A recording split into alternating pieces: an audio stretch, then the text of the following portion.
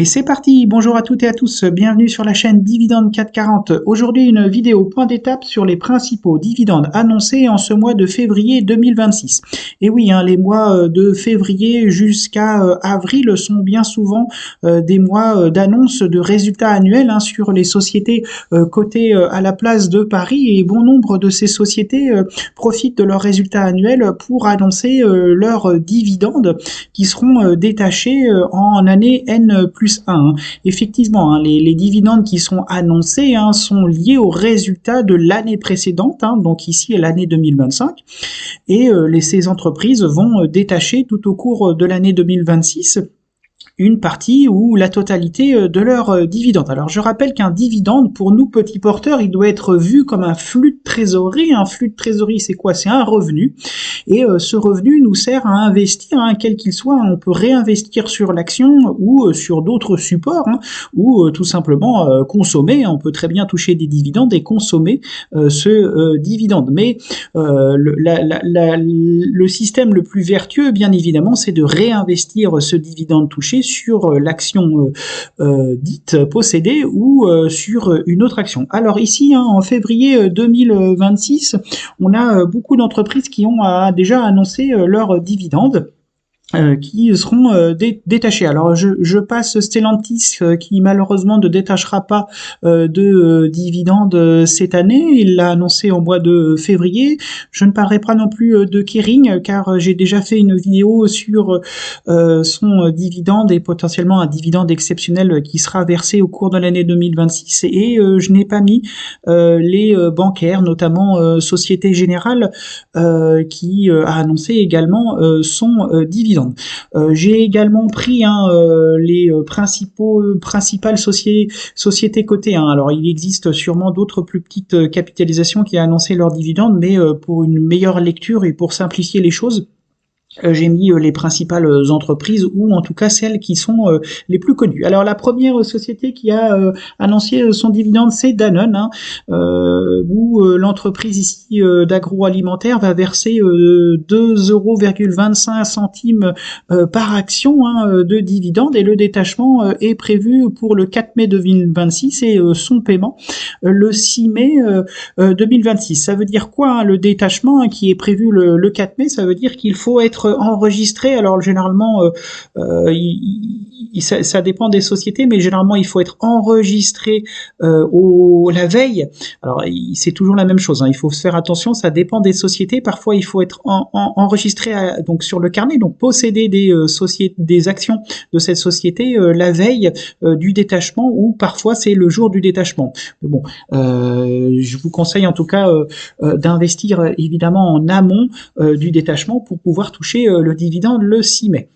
C'est pareil, Coface qui est spécialisé, une société spécialisée dans la réassurance, va délivrer du dividende à 1,25 € par action. Par contre, la date n'a pas été précisée, puisque ici on attend l'Assemblée Générale pour pouvoir connaître la date, mais généralement le dividende est versé en fin mai, donc ici ce sera à la fin mai 2026. Total Energy, lui, quant à elle, a annoncé un dividende déjà depuis pas mal de temps. On connaît comme le dividende est versé trimestriellement. On sait que les actionnaires vont toucher 0,85 centimes par action le 31 mars pour le détachement et le paiement le 2 avril. On retrouvera le même montant le 30 juin pour un paiement le 2 juillet 2026, et identique, on en trouvera 85 centimes.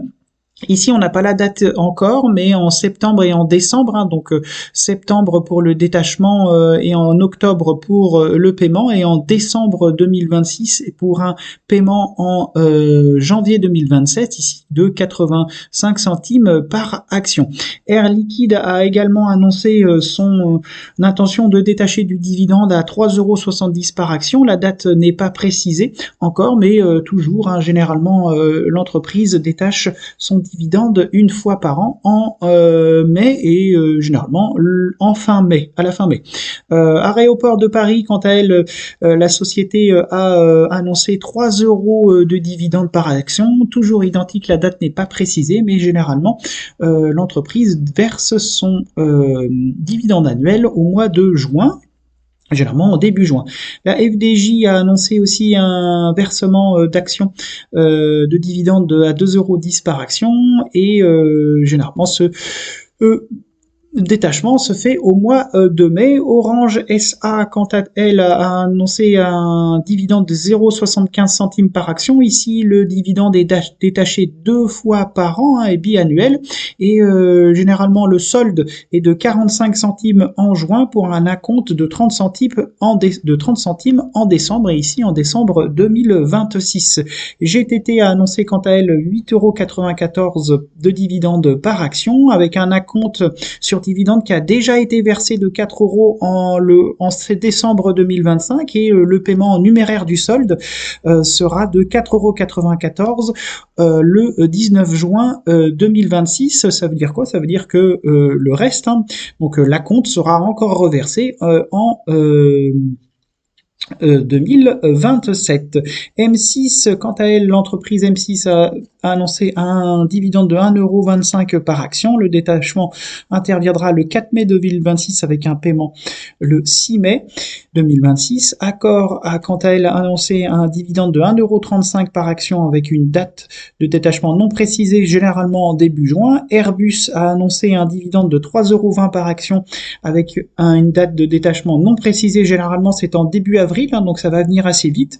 Et Carrefour, quant à elle, a annoncé 0,97 € de dividende par action, et plus un dividende exceptionnel de 0,21 centimes par action, sous réserve en fait de la vente de leur division en Roumanie.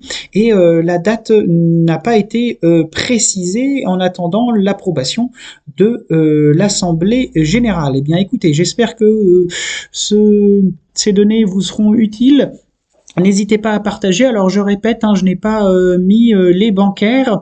Je sais qu'elles ont annoncé leurs dividendes, mais je ferai peut-être une vidéo dessus. Eh bien écoutez, à bientôt. N'hésitez pas à commenter. Au revoir.